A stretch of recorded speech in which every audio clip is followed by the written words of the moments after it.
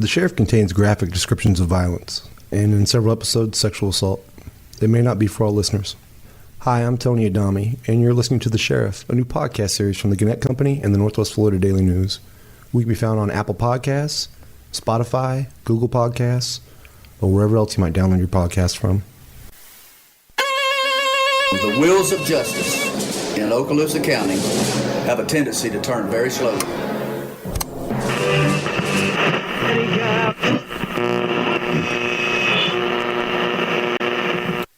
This is episode 6, Coram, Nobis. The murder was March 15th, 1940. Yes, sir. The trial started on November the 19th, 1958. Yes, sir. The jury came in on November the 23rd. They had a verdict of guilty of first-degree murder with a recommendation for mercy on the two brothers. Okay. And the third man, William Doris Brown, was found not guilty. That voice is Judge Irwin Fleet, who we heard a lot on the last episode. He presided over the case against Jesse Cason and Doyle Cason and William Doris Brown at the end of 1958 when they were accused of murdering Lester Wilson, the father of Okaloosa County Sheriff Ray Wilson. Lester had already run for sheriff twice and was a candidate in 1940 when he was assassinated. He was a favorite, actually. I'd like to start this episode off by saying that there's another side to all of this. That there is an idea out there that the Casons were innocent. And it's something that's shared by quite a few people that still live in Crestview. I have a really good idea of how that theory became something that got into people's minds, that they were innocent. And I'll share that with you eventually. But first, I want us to hear from a couple people who kind of are from that school of thought, who did think that they were innocent and share what they heard. And the first person who I heard express that to me in an interview was actually Penny Janowski MacArthur. For all her life, she'd heard that they got the wrong guys. After the Casons were convicted, there was a lot of talk that they didn't do it. Whoever the Cason was didn't do it. A lot of talk. Now, mind you, I was a kid, but I heard a lot about the fact that he got convicted, but he didn't do it. Or both brothers, yeah. Yeah. Was it talk that they didn't do it, or they weren't the only ones that were in on it? No, I just heard that they didn't do it. They got the wrong person, that they didn't do it. I've had some more in-depth conversations about whether the Casons were guilty or innocent with a man named Richard Wood. He's a local historian who runs a blog called Judging Shadows. It covers a lot of unsolved murders and crime cases from around Northwest Florida. It's really good. You can go to judgingshadows.blogspot.com if you want to read more of it. But Richard firmly believes the Casons were innocent. And he's got some pretty interesting theories on who may have done it. Well, what made you think the Casons weren't involved? I talked to a guy that grew up in Crestview, and he knew the Cason brothers, even though he was a lot younger than them. Yeah. And we were talking about it, and he said that just from knowing those two guys, that he really didn't think that they could have done something like that. But also that the rumors at the time around town was that it was involved in gambling, because Lester Wilson had promised to clean up the illegal gambling going on in the south part of the county around Eglin Air Force Base. And there were a couple of illegal clubs around Shalimar, and they believe he was killed by somebody brought in from out of town, because he was going to shake up the status quo at the time, you know. And plus, those guys only served 8 years before they were paroled. I just don't think that anybody really were convinced that they had done it. There's really only one thing in there that I can factually disagree with Richard on, and the only thing I think he had wrong was that they didn't serve 8 years. They actually only served about 7 years. And there's a good reason that doubt existed about the Casons' guilt or innocence. Mainly because of them. You're listening to The Sheriff, a new podcast series from the Northwest Florida Daily News and the Gannett Company. We're available on Apple Podcasts, Spotify, Google Podcasts, or wherever else you might get your podcast from. I know that after the Casons were found guilty on November 23rd, 1958, and William Doris Brown was found not guilty, that the Caissons, you can make a good argument, put more effort into proclaiming their innocence over the next decade than they did anything else in their entire lives. And it was after that verdict was read that I think Ray Wilson gave a pretty interesting quote, and you can read into this what you want. But when he was walking out of the courthouse, he was surrounded by reporters, and the questions were, do you feel vindicated? Do you feel that justice was served? And Ray never said yes or no. He just said, we got the people who pulled the trigger and who drove the car. Now I'd like to get the ones that paid them to do it. And without context, just that quote alone seems to throw some gray into the case. And I'm going to try to clear that up while telling you what eventually happened to the Caissons and everybody else as well. On December 1st, 1958, Jesse Caisson and Doyle Caisson were each sentenced to life in prison without the possibility of parole and a recommendation of mercy from the jury. That recommendation of mercy was so they could avoid capital punishment, which at the time would have been the electric chair. Right away, Judge Fleet denied both men's request for a new trial and also denied both men's request for a bond that would let them out until their appeals were heard, which was even then unheard of for a first-degree murder case. The Caissons' attorney for the trial, Thomas Beasley, moved quickly to file an appeal with the First District Court of Appeals, and that was turned down on December 19th. But somehow, both of the Caissons were released from prison on January 17th, 1959, on appearance bonds of $30,000 for Doyle and $25,000 for Jesse, and they were actually able to return home to Crestview pending those appeal hearings. They were able to do this because the First District Court changed hands as far as the judge. Judge Fleet had lost the election to a man named Charles A. Wade, the incoming judge, who took over for Fleet and then overturned his decision not to honor their appeal. So the Caissons, just to get this right, after being found guilty of first-degree murder, were allowed to return home pending their appeal. And they stayed free, all the way until the end of April 1960, when the case finally made its way to the Florida Supreme Court. The Florida Supreme Court upheld the jury's decision and Fleet's decision in this case and ordered the Caissons to begin serving their life sentence at the Florida State Prison, which was then known as Rayford Prison. So not only were the Caissons free just months after they were convicted of first-degree murder, they stayed free for almost a year and a half. But that wasn't the end of the Caissons saga. In 1961, Jesse reached out to Dwayne Bradford, a reporter for the Tampa Tribune. He spun basically the same tale that he told in court. The alibi, that he wasn't there, that he didn't know Maddie Lee Beck, that he didn't know what anybody was talking about. And he asked to have a lie detector test taken in prison that Bradford could be there for, that Jesse would pay for.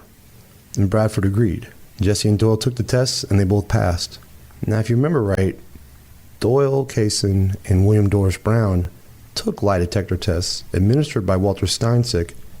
Jesse, however, had refused to take one back then, at first saying he was sick, and then saying his lawyer didn't want him to do it. There's a lot of different stories.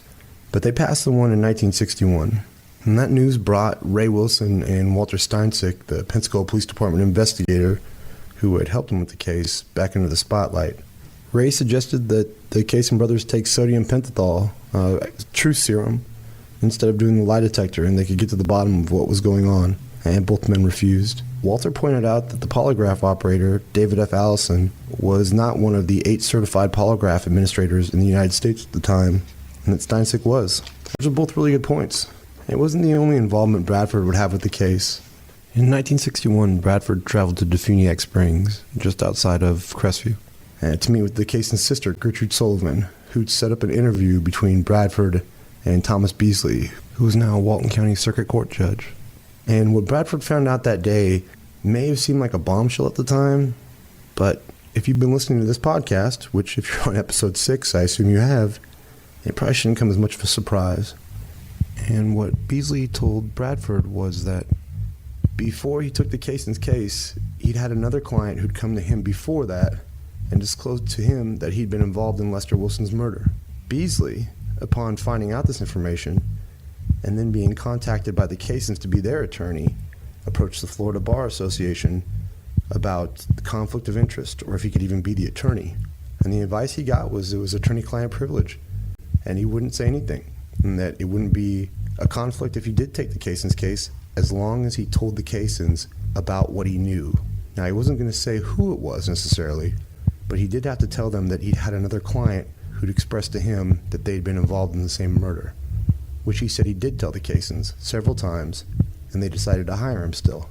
Bradford and Sullivan asked Beasley after that if he would ever disclose who the man was that had told him that he was involved in Lester Wilson's murder, and Beasley said he would, possibly, quote-unquote, when the man died, but he wouldn't say anything before then. And almost 1 year later, on April 4th, 1962, Arworth Moore, now one of the new attorneys for the Caissons, filed the writ of Coram Nobis. Coram Nobis is Latin, stands for before us. And the meaning of its full form, quae coram nobis resident, is, quote-unquote, which things remain in our presence. A writ of coram nobis is a pretty obscure legal filing, and it originated in the English Court of Common Law in the 16th century. It allows a court to correct its original judgment upon discovery of a fundamental error that did not appear in the records of the original judgment's proceedings, information that would have prevented the judgment from being pronounced. So in this case, the lawyer for the Caissons is now saying that, hey, there's now information out there that would have proven these guys innocent. The date that Moore filed the appeal is important, April 4th, 1962, because it was 1 week after the death of former Okaloosa County Sheriff Johnny P. Steele. When pressed in a court deposition, Beasley did admit that a client had, in fact, told him about their role in the Lester Wilson murder, but under oath, he would not say who it was. When pressed further and asked if the client was Johnny P. Steele, Beasley refused to answer. 1962 also saw the loss of several other key figures in the saga of Lester Wilson's murder. His brother, Fox Wilson, died in July. Penny's dad, Altie MacArthur, a former Okaloosa County Sheriff, and the older brother of Murray MacArthur, died unexpectedly in October. He was only 55 years old.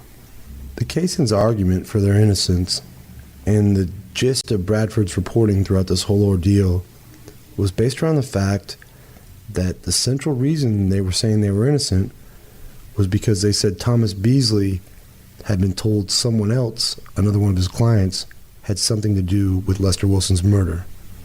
But what's interesting to me is that they were never asked to differentiate. The argument was always, hey, look, somebody else did this.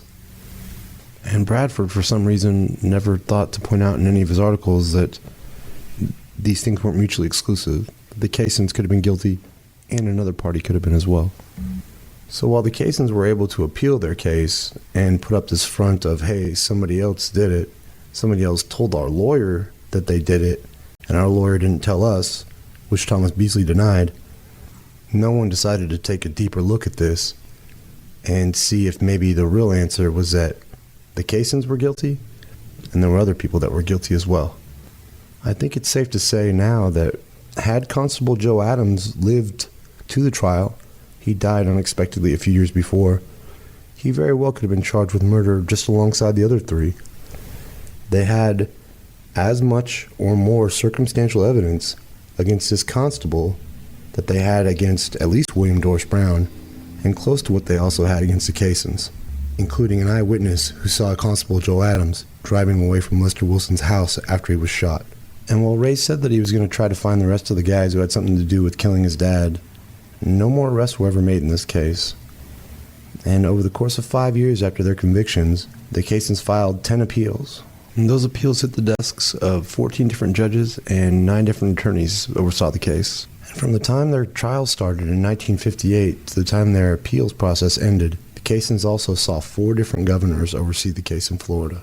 It was a long, drawn-out legal battle, and eventually wore down the state of Florida. Right. You're listening to The Sheriff, a new podcast series from the Northwest Florida Daily News and the Gannett Company. We're available on Apple Podcasts, Spotify, Google Podcasts, or wherever else you might get your podcast from. In 1966, the Caissons' appeal of their convictions was turned down by the U.S. District Court in Tampa. That meant the next step for the Caissons, which they'd vowed to do, was to go to the U.S. Supreme Court, and they were going to fight it all the way up there. It was also in 1966 that things started to take a weird turn. That was when people from the parole board at Rayford Prison started approaching the brothers.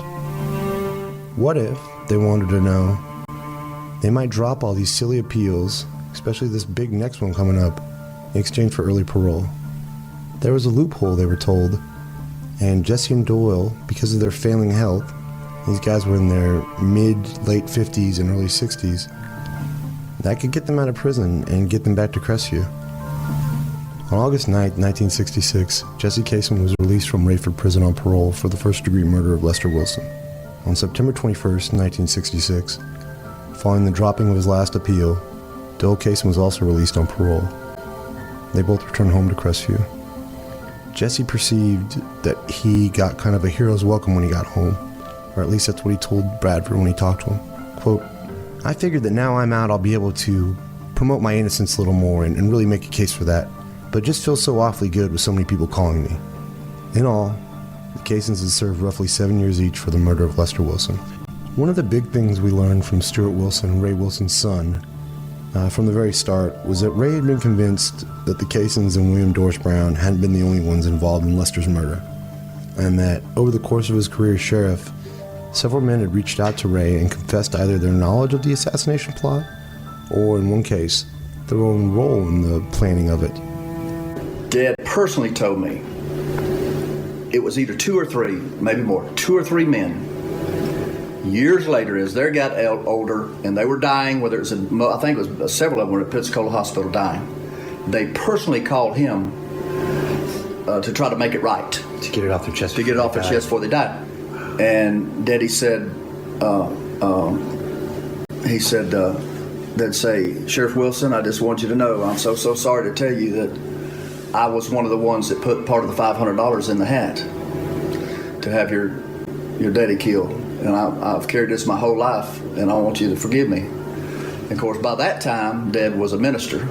And these men that paid to have Granddaddy killed asked my daddy to pray for them. Okay? You hear me? Yeah.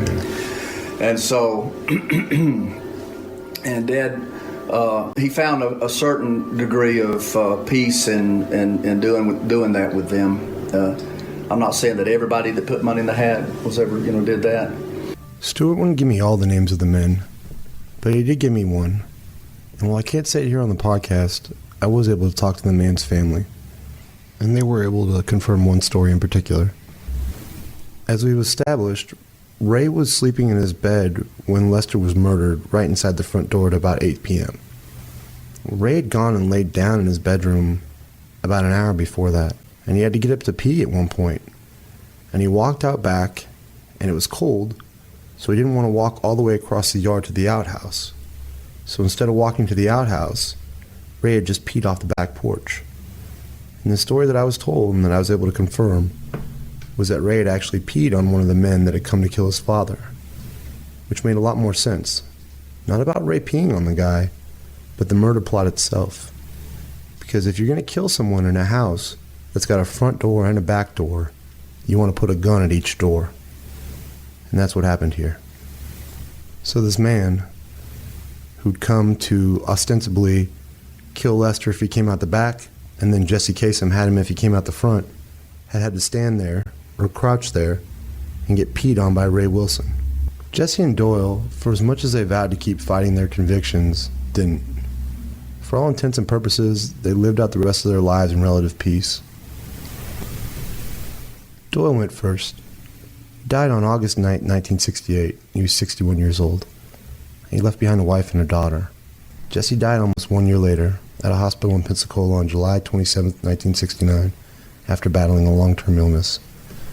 He was 67 years old. His death made front-page news across the region.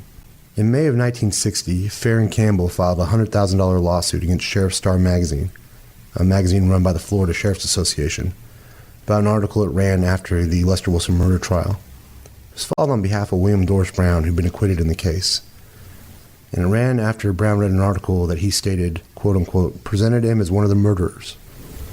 In July of 1962, the case was settled out of court amicably by both sides, which put out a joint statement saying that no financial considerations had been given, meaning nobody got paid. I was able to speak with 2 members of William Dorris Brown's family for this podcast, and neither one of them wanted to go on the record. But I could tell, even all this time later, that the stain of the murder trial kind of hung over the family like a dark cloud, and definitely hung over William Dorris Brown like a dark cloud. They said that William Doris Brown tried to live out the rest of his life in peace, and he didn't really talk about what happened, but just with a few people. Brown died in 1997. He was 88 years old. 3 years later, his wife Mertice, who testified in his defense at his trial, also died.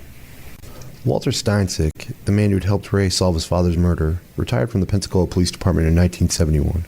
Walter outlived almost everyone involved with the case and died in Pensacola on May 8, 2005. He was 85 years old. Walter became good friends with Judge Fleet after the trial and was also lifelong friends with Ray Wilson. It was interesting that when I brought Walter up to Stuart Wilson and to Judge Fleet, they both had the same reaction. And it was something like, "Oh, you mean ski?" So that was pretty cool that these guys stayed so close for so long. Buddy Caro, the great lawyer out of Pensacola who the Wilsons hired to secure the convictions in the trial, died in 1982. Bama Wilson, the widow of Lester Wilson and Stuart's grandmother, died in 1974 at Okaloosa Memorial Hospital. She was 81 years old and never remarried after Lester's murder in 1940. Her death also made front-page news. Without a doubt, to me, she's kind of one of the unsung heroes of this whole story. She was really the person that kept the Wilsons together after the tragedy and really helped keep Ray on the right path. As we've talked about before, that kind of traumatic experience could have gone a lot of different ways. Because Bama Wilson was so strong, it never did. To me, she's the definition of a matriarch. And from there, that's where things get a little tricky. Because I can't tell you this whole story without telling you about what eventually happened to Ray. And while there are some things I want to hold back for reasons I can't get into quite yet, there's some things you definitely need to know. Ray was re-elected as Okaloosa County Sheriff a record 4 more times, and served in office from 1956 to 1976, longer than anyone ever has before or since. He was finally defeated by Frankie Mills in 1976, a man who the Okaloosa County Sheriff's Office credits as having been the first sheriff elected with previous law enforcement experience, because he was on the Florida Highway Patrol. I do have a bit of point of contention with this, as Ray was military police during his time in the Army. And I believe I said he was in the Navy earlier. That's not true, he was in the Army. But I do consider that law enforcement experience. As far as sheriffs go, you can't find one that was more well-respected than Ray around here. Judge Fleet has really fond memories of his time with Ray. Ray was a fine sheriff. Mm-hmm. He was a good sheriff. He was an honest man, and he ran a good department. Did. And I could rely on him when I needed it, except for one time when I needed him to testify in a particular case. And he was down in Tampa. Okay. And I told him, I sent word to him that if he didn't come up, I was going to send somebody to get him and bring him up. Ray actually was charged with contempt in 1975 by Judge Fleet after Judge Fleet said Ray had failed to produce a witness in a case, but it ended up just being confusion and the contempt charge was dropped. To understand Ray's time as sheriff a little better, you gotta understand Ray's beliefs a little more. Ray described himself several times as being an Americanist or into Americanisms, and if you're looking at the time he was in office, it's a time when there was undoubtedly probably the most social change in the history of our country in the late 1960s. And Ray was definitely on one side of that, and it wasn't with the counterculture. You know, that old cliche, God, family, country, and that was really Ray. I'll get into how Ray died eventually, but he's not around to tell us his side of this story, of what I'm about to tell you. So I'm going to tell you what I know, what was in the newspapers, what's in public records, and I'm going to let Stuart Wilson, his son, respond at the end. And I'll play our complete conversation of when we broached this topic. In 1972, 7 African-American men brought a class-action lawsuit against Ray Wilson, accusing him of racial discrimination after they'd applied and been turned down for jobs in the Okaloosa County Sheriff's Office. In October 1973, Ray was found guilty of racial discrimination by U.S. District Judge Clarence Allgood and ordered to offer the 7 men the next 7 job openings he had. As Allgood wrote in his findings, quote, "The pattern of discrimination is simple. The defendant has never hired a black deputy. Also, he has never hired a black dispatcher, guard, clerk, or other employee for his staff. The pattern and practice of racial discrimination has been established." Ray actually appealed the decision in circuit court in 1975 and won. And when the appeal was kicked up to district court, Ray's guilty verdict was upheld, but the terms of the settlement were actually changed in Ray's favor. Initially, Ray had been on the hook for back pay to each of the men for the entire time that they would have presumably been employed, but that was changed, He was ordered to pay each of the 7 men between $875 to $2,500, plus approximately $7,500 to the lawyer who'd represented them. He was also ordered to offer 3 of the men his next 3 openings as either deputy, jailer, or dispatcher. Ray, in the time since the lawsuit had been filed in 1972, had already hired 2 of the men as sheriff's deputies, and in what I thought was kind of an interesting twist, it was Farron Campbell, the attorney for William Doris Brown, who ended up being the attorney that successfully appealed the case for Ray in circuit court and got his settlement lowered in district court. In 1975, he also found himself under the microscope of Special Federal Prosecutor James T. Russell, who operated out of Pinellas County in Florida. After Florida Governor Reuben Askew signed an executive order granting Russell full powers in the state to investigate Ray, the Okaloosa County Sheriff's Office, and Circuit Court Clerk Cecil Ankers. This all came after County Tax Assessor Rhett Gannett had been charged with 100 different counts of tax fraud and embezzlement, and then promptly ran off to Belize. Cadenhead was eventually found guilty of embezzlement, so what he was doing was changing the values of properties for prominent local citizens to save them money on taxes, including several buildings owned by Ray. What Cadenhead would do would cut the property values in half in some cases, the most egregious being his own, including one where the assessed value should have been $400,000 and he put it in the books for just over $2,000. Ray was pretty aggressive in defending himself from the charges that he had anything to do with what Cadenhead was doing. And he ran in kind of afoul of the federal government and none other than actually FBI Director J. Edgar Hoover. Because when Hoover initially tasked Russell with investigating Ray and the OCSO, it was in the early 70s, right at the end of Hoover's career. And according to Ray, some of these men had come into the offices of the sheriff and demanded information, and demanded almost to take over, without really identifying themselves properly. That's what Ray said. To put it lightly, Ray hadn't been very receptive to their overtures.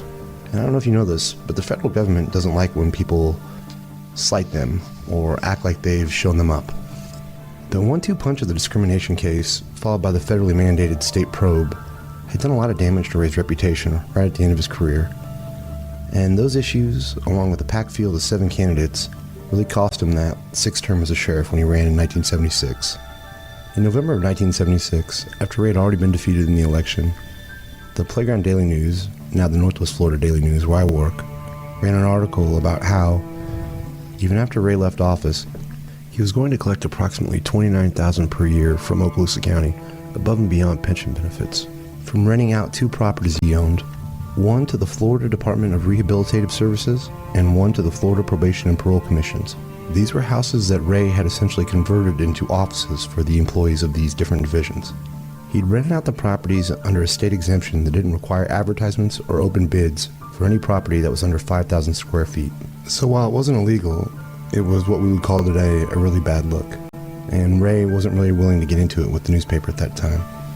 He said, quote, "I won't talk about the rentals, and I've taken public criticism for 20 years and I'm out of it now." But he wasn't out of it.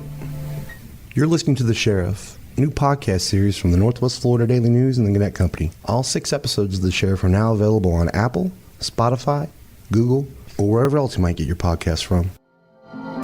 Ray decided to make another run at the sheriff's office in 1980, and he switched parties.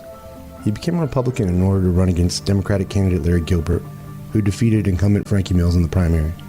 But in the weeks leading up to the election, Pensacola News-Journal reporter Brian Doyle broke a story about Ray that showed, in the 4 years since he'd been ousted from the sheriff's office, he'd been named in 10 different lawsuits in which he'd been ordered to pay approximately $200,000. That was spread across 5 local banks, 1 home remodeling store, and 1 individual, Effie Steele, the widow of former Okaloosa County Sheriff Johnny P. Steele, the man who Ray had long suspected of helping orchestrate his father's murder.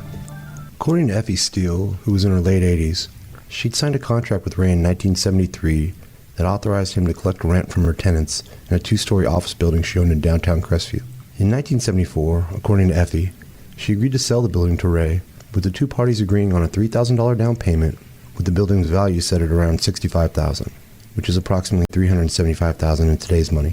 Effie said Ray only paid $1,000 of the $3,000 down payment, and in 1978 she began to sue Ray on the grounds that she'd not been mentally or physically capable of understanding the agreement she'd signed originally in 1973.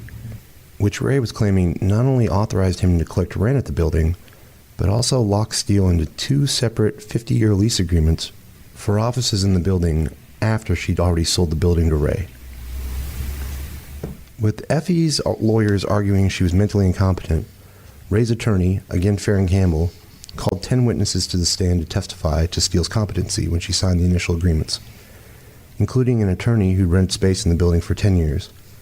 He said he'd seen Ray collect between $250 and $450 from each tenant and give just $50 to $65 back to Steele. And when he talked to her about it, he said, quote unquote, she seemed to have no problem with it. Doyle's article revealed that Judge Fleet had actually heard the case first, back in 1978, and seeing the discrepancies in the two stories, had voided the purchase agreement outright and given the property back to Steele. I'm not sure who appealed the case first, whether it was Effie or Ray, but they both wanted to get their money or their property back, and both appealed the case. Fleet's decision was overruled by another circuit court judge, Robert Barron, who ordered Ray to pay Steele the balance of the down payment, plus approximately $500 in interest. He then set the case for trial at the end of 1980. Campbell was sharp again in that trial, and like I said, he called 10 defense witnesses to the stand to testify to Steele's competence when she signed. And he actually called Ray to the stand too.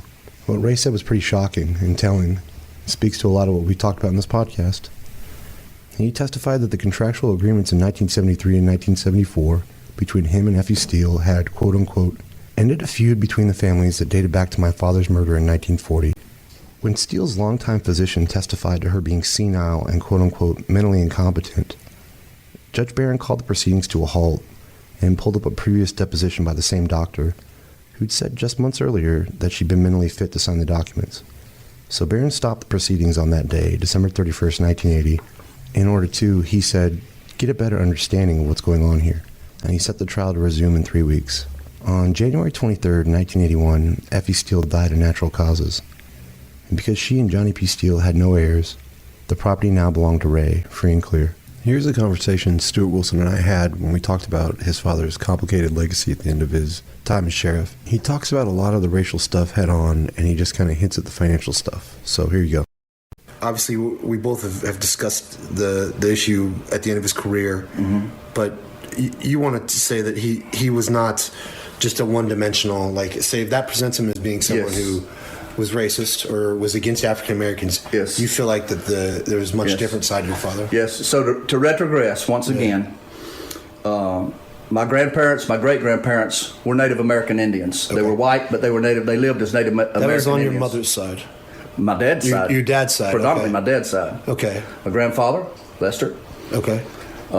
Great-grandparents were Indians. So when they came here, what I wanted to establish was that they, in Crestview and in Okaloosa County, in those 1920s, 30s era, circa, blacks, Afro-Americans, and Native American Indians could not go to school. And so when they moved here, Dad and Grandma counseled with all the brothers and said, look, we know we're Indian, we know we're part white, predominantly Indian, but you're going to have to come here as white or you won't be able to go to school. So, but now up to the 70s, when there was some issues with some of the news reports or whatever concerning Dad, Dad was being harassed by, at that time, by the FBI director who we know now, J. Edgar Hoover. And Dad actually ran some of the FBI agents out of the county jail and the county courthouse who were trying to usurp authority over the duly elected sheriff of Okaloosa County. And he sent a message back because they had walked into Dad's office and tried to take over, and Dad ran them out in a respectful way and said, you tell J. Edgar Hoover that I'm the duly elected sheriff of Okaloosa County and I'm in charge. I'm the chief judiciary officer of this county. And so within a week probably, the IRS showed up at our home to do an audit as retaliation. So my dad, even though I was retired federal law enforcement, my dad had a little thing about that, and that carried over into some of those. But what I primarily wanted to say is that Dad, 56 to 76, 1956 to 76, yes, he was sheriff. From 76 for 40 years, for approximately 41 years, he was a minister. Dad bridged the gap of racial inequality in Crestview and Okaloosa County. Dad stood for all races, tribes, tongues, and nations in Okaloosa County. Dad was a priest, as it were, between any racial tensions. He prevented racial tensions, even the week that Martin Luther King got killed. I drove with my dad into the midst of those that were getting ready to burn Crestview down, and there were outside agitators had come in from Atlanta, And Dad and I, he didn't bring a task force in there. He didn't bring the National Guard in there. Dad and I, as a young boy, we drove into that section of town. And he got out and had a talk with all of them. So I'm just telling you, he was a man among men. Most men would not have done that.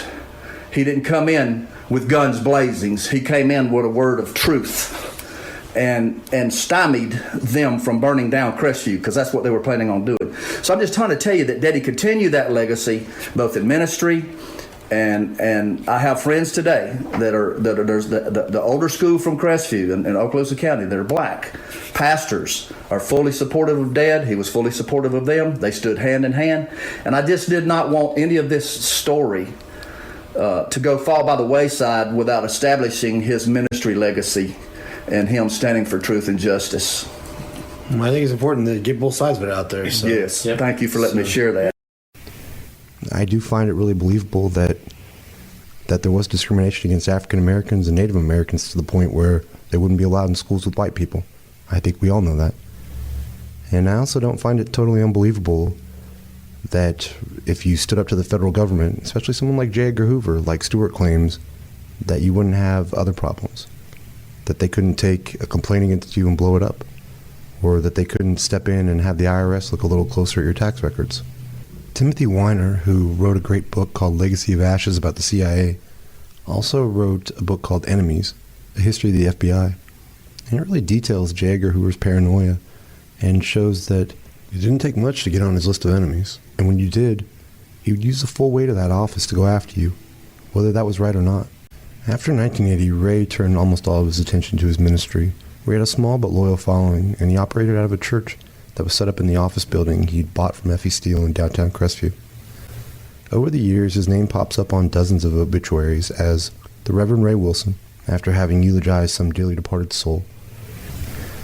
Ray popped up on the news one more time, just briefly, in 1988. Ray was in the opening paragraphs in an article in the Orlando Sentinel about the backlash some Jewish families in the Panhandle were facing due to them voicing their concerns over Christian prayers before games at public high schools, most notably Friday night football in Crestview, and the family filed a lawsuit to end the prayers. Ray, according to the article, had led a group of citizens who had taken the other side of the debate. The reporter sent for the story, Mike Thomas, had this in his article. It ran on January 10th, 1988. I'm reading directly from it. They always prayed before games, and just because a Jewish family was complaining about it, they even filed a lawsuit to stop it. These men were not going to back down. I can give it to you real short, son, Wilson said in a voice loud enough for everyone to hear, and in a tone that meant this ends the discussion. This is the Bible Belt, and we believe in Jesus Christ. Stewart told me that by the late 2000s, Ray was beginning to show the first signs of having Alzheimer's disease. And by 2012, when Ray received a Civic Leader Award from Okaloosa County Sheriff Larry Ashley, he was experiencing full-blown dementia, and he spent most of his last few years in hospice care. On Monday, February 10th, 2014, Ray died at home, in the arms of his wife of 63 years, Virginia, and surrounded by family. He was 86 years old and survived by Virginia and their 3 children, Stuart, Scott, and Sharon, and preceded in death by one daughter, Susan. I know there are some people that might want to canonize Ray for his time as sheriff, but I just can't. I think I know enough about him at this point that he wasn't comfortable with that kind of canonization or hero worship. Because in his mind, he never finished the case that we just went over. He never felt like he caught all of his father's killers. I also know there are some people that might want to demonize Ray for some of the things that happened while he was sheriff and toward the end of his career, which we just talked about. But I can't do that either, and I won't do that. I just think it's too easy to do. And I don't think Ray was easy to figure out. He's a complex, complicated man whose life was defined by tragedy at a very early age. Having one of your parents murdered in front of you is something we don't look at as even real, almost. And so much so to the point that it's the origin story for almost every great comic book we love. I think that when I think about Ray, years from now, I'm not going to think of that little boy that was so scared that day in his living room, or the sheriff who had summoned the strength to fight the men who'd killed his father. Or I'm not going to think about the guy at the end of his career who begs the question that would enough time, money, and power corrupt people who even had the best intentions from the start? When I think about Ray, I'll think of a story that Stewart told me once. About right after Ray was elected in 1956. And the sheriff's family back then was given an apartment right above the jail. And that's where Ray, Stewart, and Virginia first lived all together. It's where they would have lived while Ray was investigating his father's murder with Walter Steinsick, and where Ray was learning how to be sheriff. And with Virginia cooking not just for the family, but for the deputy sheriffs and the inmates. And, this is wild, in her spare time, she was taking time to go downstairs and talk to women who came in reporting violent crimes against them, like sexual assaults, or domestic abuse, or child abuse even. And when you consider that that was decades before we started to really understand the depth of these type of horrors as a society, that's pretty amazing. And I think it speaks to what a great couple they were and how amazing they were together and what a great partner she was. And I like to think that in that moment, in that time, the Wilsons were really happy. I mean, they had each other. They had this great new job. And I think that when things take a turn we may not want, that it's okay to focus on the good times, as long as we don't just pretend like the bad ones don't exist.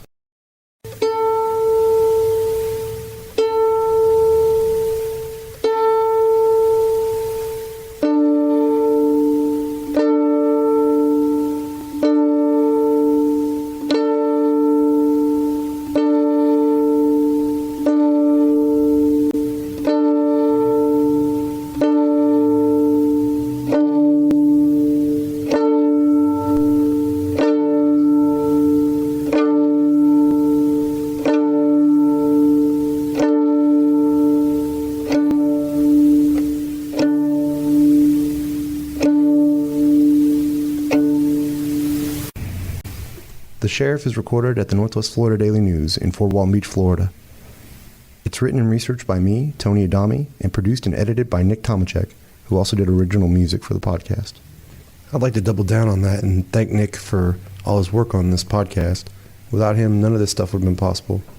And an extra special thanks to all of our co-workers who lent their voices to this project, and to executive editor Jason Blakeney, who had the vision early on to see what this could be like.